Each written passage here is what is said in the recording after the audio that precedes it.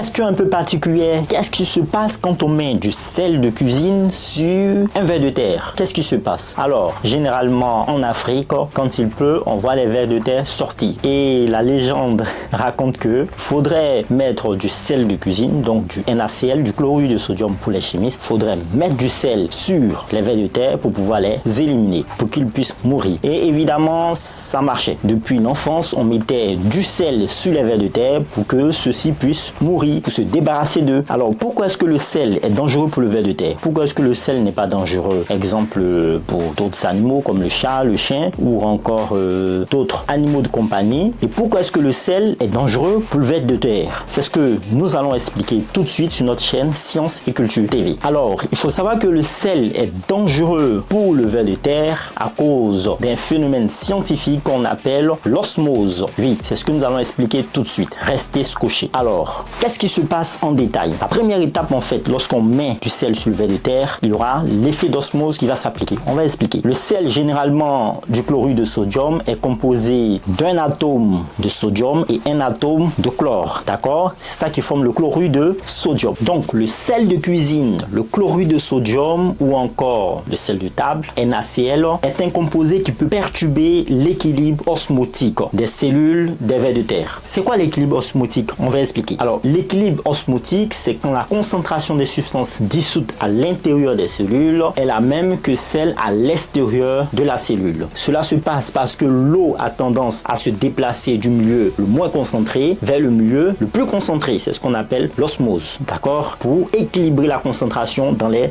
deux milieux avoisinants. Donc, pour égaliser les concentrations, l'eau se déplace du milieu le moins concentré au milieu le plus concentré. Donc, si la concentration des solutés est plus élevée à l'extérieur de la cellule, l'eau sortira de la cellule pour essayer de rétablir l'équilibre. Si elle est plus basse à l'extérieur, l'eau entrera dans la cellule pour aussi rétablir l'équilibre. Cet équilibre est important car il permet à la cellule de rester hydratée et de fonctionner de manière correcte. Si la concentration de soluté devient trop élevée ou trop faible à l'extérieur de la cellule, cela peut perturber cet équilibre et causer des problèmes à la cellule. D'accord? Donc, ça veut dire que pour que le ver de terre puisse survivre, il faudrait qu'il y ait un équilibre osmotique à l'intérieur de ces cellules et à l'extérieur de ces cellules. Quand on met du sel sur le ver de terre, on vient déranger, on vient en fait déséquilibrer cet équilibre osmotique. On vient briser cet équilibre osmotique, ce qui peut entraîner des problèmes au ver de terre. On continue. Alors, les cellules de ver de terre contiennent un équilibre délicat d'eau et de soluté à l'intérieur et à l'extérieur de la cellule. Lorsque le sel entre en contact avec un ver de terre, il diffuse à travers sa peau et crée un déséquilibre osmotique. Alors, qu'est-ce que ça peut entraîner lorsque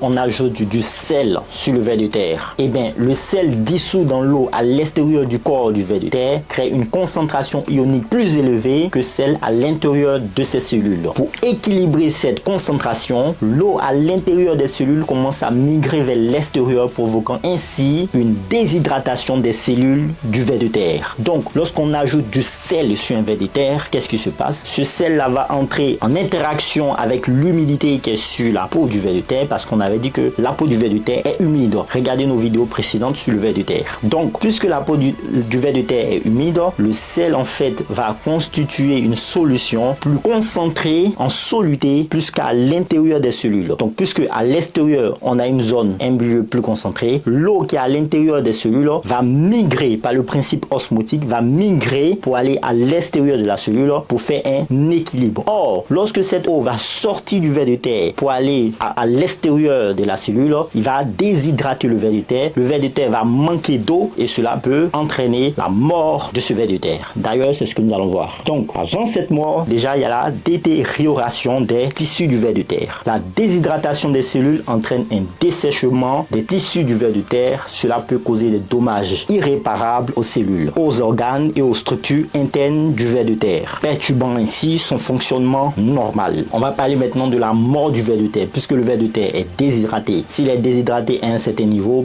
cela peut entraîner sa mort. En raison des dommages causés par la déshydratation et le déséquilibre ionique ou osmotique, les vers de terre peuvent mourir rapidement après avoir été exposés au sel de cuisine ou encore au NaCl. Leur incapacité à réguler leur équilibre osmotique et à maintenir leur hydratation interne entraîne un dysfonctionnement des systèmes nerveux. Donc, ils sont pas capables en fait de équilibrer eux-mêmes leur équilibre osmotique. Donc, ils vont être déshydratés et cela peut conduire en fait à la détérioration des tissus et de leurs différents systèmes nerveux et de leurs systèmes vitaux, ce qui peut entraîner la mort du ver de terre. Donc, l'application du sel sur le ver de terre provoque une déshydratation et des dommages cellulaires graves, ce qui entraîne la mort du ver de terre.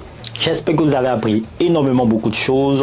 Sachez que les vers de terre sont importants pour l'environnement, on l'a vu. Alors faites gaffe avec le sel et le ver de terre. Portez-vous bien, faites le plein de savoir. N'oubliez pas de vous abonner à notre chaîne YouTube, à notre page TikTok, Instagram et Facebook. Merci bien. Mettez un like, commentez et partagez cette vidéo pour qu'une autre personne soit informée des super pouvoirs du ver de terre. Et comment aussi que on ne doit pas mélanger le ver de terre avec le sel, sinon le ver de terre risque de mourir. Portez-vous bien. Si vous faites du jardinage aussi, cette vidéo aussi est pour vous. Voilà, au revoir. Peace out.